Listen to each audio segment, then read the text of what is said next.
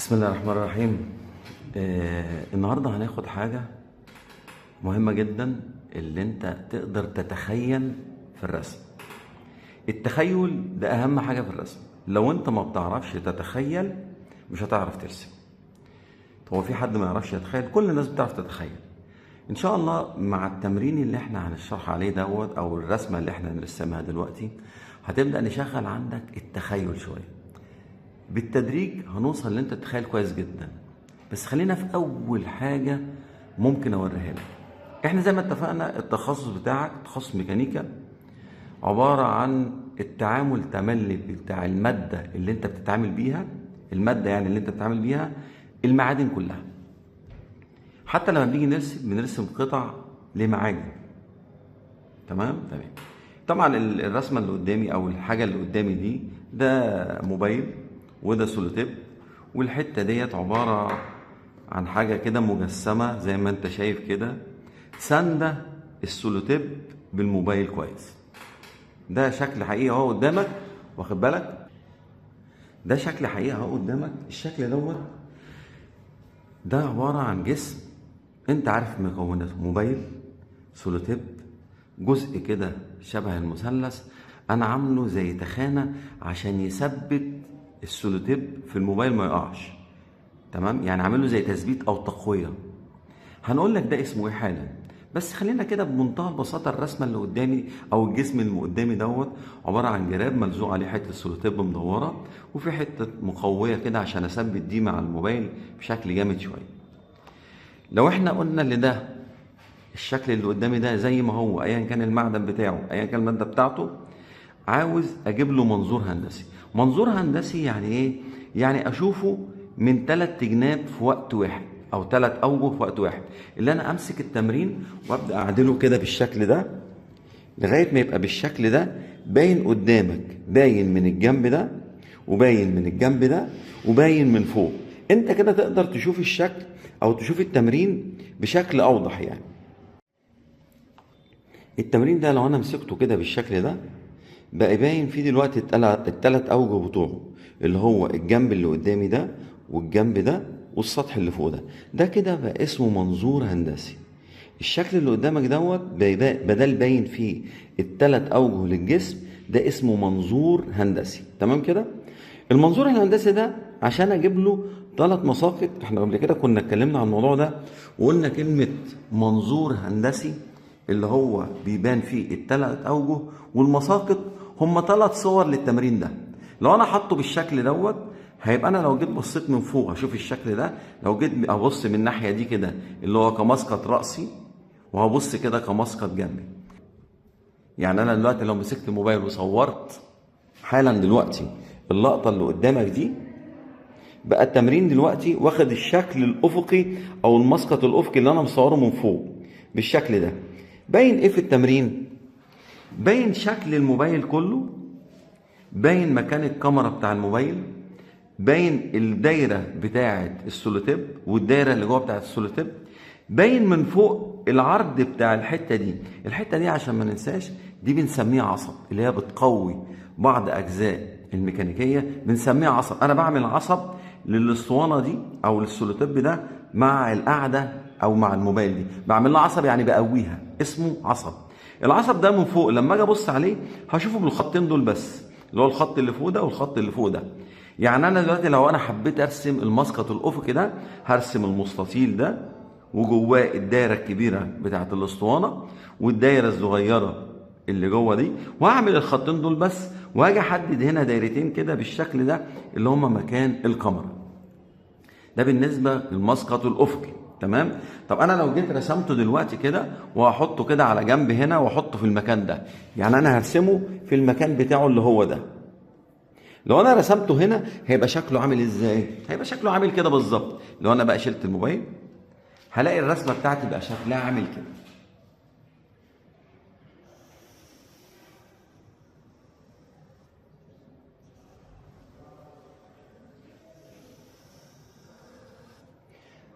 وفي دايره كده كبيره بتاعت السولوتيب، وفي دايره تانية بتاعت السولوتيب، وعندي في الحته دي العصب او التقويه، وعندي في المكان ده خط رفيع كده، وعندي الدايرتين بتوع مين؟ بتوع الكاميرا. ده الشكل ده بالظبط اهو. لما اجي اطلعه خطوط يطلع بالشكل ده. لما تيجي تطلعه خطوط يطلع عندك بالمنظر ده بالظبط. طب انا دلوقتي المسقط ده مسقط افقي، صح كده؟ انا رحت مصور التمرين من فوق. لو انا عاوز اجيب بقى المسقط الرأسي بتاعه، الرأسي بتاعه اللي انا هصور من هنا من الجنب ده، يعني انا لو حاطط التمرين ده كده وعاوز اجيب المسقط من هنا، هبص من هنا عشان اشوف المسقط، اقوم ماسك التمرين كله كده ومعادله كده وابدا اصوره بقى صوره من هنا كده. لما اجي اقف كده بالتمرين واقوم جاي مصور كده، هبص الاقي التمرين عندي بقى شكله هنا عامل ازاي وانت باصص عليه كده من فوق. المستطيل اللي تحت دوت اللي هو بتاع الموبايل، في مستطيل تاني اللي هو بقت الاسطوانه هنا بقت ظاهره مستطيل، العصب ده بقى عامل زي المثلث. طب تعالى نرسمه كده، هنرسمه بالشكل ده. بص هيترسم عامل ازاي. هتلاقي هنا كده بقى فيه مستطيل عامل كده،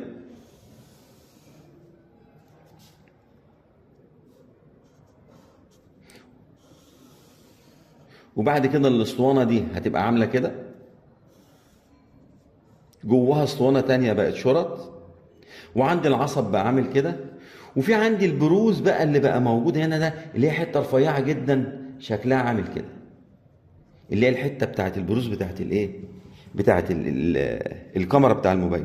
يعني الجنب دوت هو بقى الجنب ده. تمام كده؟ طب انا لما اجي بقى ابص من هنا اللي انا اصور الموبايل كده واعمل له صوره بالشكل ده، لما اجي اصوره من هنا يبقى شكله عامل ازاي؟ لو انا جبت الموبايل دلوقتي ورحت مصوره كده اهو، هبص الاقي عندي بقى في عندي المستطيل ده بتاع الموبايل اللي هو العرض بتاعه الكنز بقى هيظهر هنا بالشكل ده، والاسطوانه هتطلع نفس المستطيل بالظبط. الاسطوانه بتاعت السوليتيب هتطلع نفس المستطيل ونفس الشرط. هيجي بقى هنا في النص هيتعمل خطين كده، الخطين دول بتوع ايه؟ بتوع العصب بقى. المره دي العصب لما جيت بصيت له شفتوا الخطين دول بس اللي هم موجودين بالشكل ده، وهيبقى برضو البروز التاني اللي في الحته دي هيبقى عامل كده بتاع الكاميرا بتاعه الموبايل. انا كده جايب 3 صور للجسم ده وراسمهم رسم هندسي ايا كان الابعاد يعني. طب ركز معايا شويه في اللي انا هقوله لك ده. دلوقتي وانت واقف دلوقتي اهو، ده المسقط ايه؟ الرأسي. ده المسقط ايه؟ الافقي. ده المسقط ايه؟ الجنبي. المنظور الهندسي معاك اهو، ده الافقي، ده الرأسي، ده الجنبي. تاني، المسقط ده الرأسي، اللي تحتيه على طول بيبقى الافقي.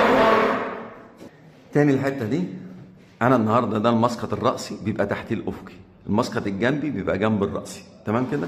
لو لاحظنا هنا هتلاقي تملي البعد ده قد البعد ده، والبعد ده قد البعد ده، والبعد ده بيجي من هنا، يعني المقاس ده من هنا لهنا بيبقى هو ده قد ده. تمام كده؟ طيب هنركن ده اكن ده مش موجود خالص وهنركنه شويه.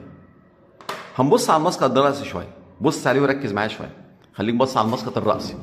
لو انا جيت قلت لك يا ترى المسقط ده او الصوره دي شكلها ايه من فوق؟ يعني الصوره دي بتاعت المسقط الرأسي لو انا بصيت لها من فوق شكلها يبقى عامل ازاي؟ تمام، شكلها هو ده، هو المسقط الافقي هو اللي فوق. مش هو كان التمرين كان معمول كده؟ كان معمول بالشكل ده، كان طالع بينا الجنب ده زي ما اتفقنا، طالع الجنب ده والحته دي. طب انا لو جيت بصيت له من فوق هو راح ماسك التمرين اثر رعد له كده وراح راسمه لي. طب خلي بالك من اللي جاي، المسقط ده لو انا بدات ابص له من هنا تفتكر شكله عامل ازاي؟ المسقط ده او الصوره دي اللي هي دي لما جيت بصيت له من هنا يبقى شكله عامل ازاي؟ بالظبط كده، هو ده. طب ده لو جيت بصيت له من فوق شكله عامل ازاي؟ مسقط اهو، المسقط اهو لما اجي ابص له هنا من فوق يبقى شكله عامل ازاي؟ هو ده برده، ما هو من فوق برده هنا اهو. ما انا لما حط التمرين ده كده ابص كده اشوفه من فوق، حطه كده ابص كده اشوفه من فوق. يبقى المسقط الافقي دوت هو ماسك التمرين ده عدله كده ليك عشان تشوفه من فوق. والمسقط الجنبي ده معمول ليه؟ عشان لما تيجي تبص من هنا تشوفه من هنا. انا بحاول اخليك تتخيل او بعرفك يعني ايه مساقط عشان تعرف تشغل مخك لما تيجي تبص على اي رسمه. اتفقنا؟ يبقى انا في عندي هنا الثلاث صور دول هما الجسم واحد. طب انا لو جيت قلت لك التمرين ده او المسقط ده، قصدي المسقط ده، لو جيت بصيت له من هنا او الجنب ده شكله عامل ازاي؟ يعني من هنا مش من فوق، من هنا شكله عامل ازاي؟ حد يعرف؟ بالظبط كده هو ده. ما هو كان عامل كده لما جه رسمت صورت انت من هنا رحت عاملها كده. طب من هنا شكله عامل ازاي؟ اهو صورت من هنا المسقط مين؟ الجنبي.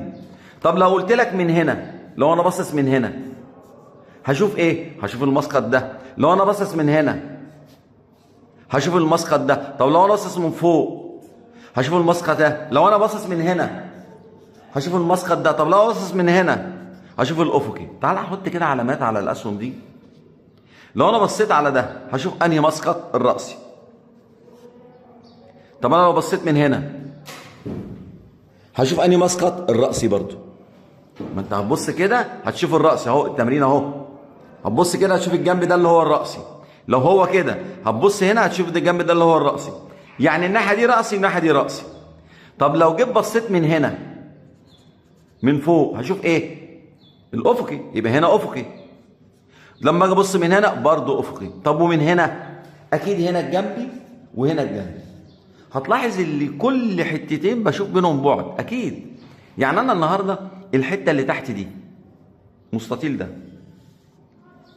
اللي انا رسمه في الجنبي، جايب ابعاده منين؟ جايب الطول ده منين؟ وجايب العرض ده منين؟ لو هو كان مجهول وانا عاوز ارسمه. هي الحته اللي تحت دي بتاعت ايه؟ بتاع الموبايل، صح؟ موبايل. هو هنا في التمرين ده كاتب البعد ده مثلا 10، يبقى الحته دي هتروح هناك 10. تمام؟ طب والعرض ده اللي هو بتاع التمرين ده كاتب هنا مثلا 100، يبقى الحته دي هتروح هناك ايه؟ 100. خلي بالك من اللي انا بقوله عشان تبقى عاوزك تبقى فاهم احنا بنعمل ايه. احنا مش بنشرح الرسمه، انا بحاول اخليك تفهم الرسمه عشان تعرف تقراها. اي رسمه تخطر في بالك متطبق عليها الكلام ده، سواء كان بالشكل ده او اي شكل تاني. احنا هنا راسمين 3 مساقط لجسم سهل، جسم معروف او انت عرفته خلاص. هناخد رسمه تانية المره الجايه تكون مرسومه بقى في الكتاب ونبدا نقراها ونبدا نجيب لها ال3 مساقط. خلاصه الكلام اقولها تاني، ال3 مساقط دول هم 3 صور لجسم واحد. مره مصوره من فوق وده الافقي، مره مصوره من الجنب ده وده الرأسي، مره مصوره من الجنب ده وده الجنبي اللي هو الشكل البسيط اللي عندي ده. المره الجايه ان شاء الله هناخد رسمه بقى هندسيه ونبدا نقرا الرسم ونبدا نرسمها باذن الله. واتمنى ان انتم تكونوا موجودين معايا ان شاء الله وتحضروا معانا، واتمنى لاي حد عنده اي سؤال يتصل بيا بالتليفون. وكل التوفيق ليكم.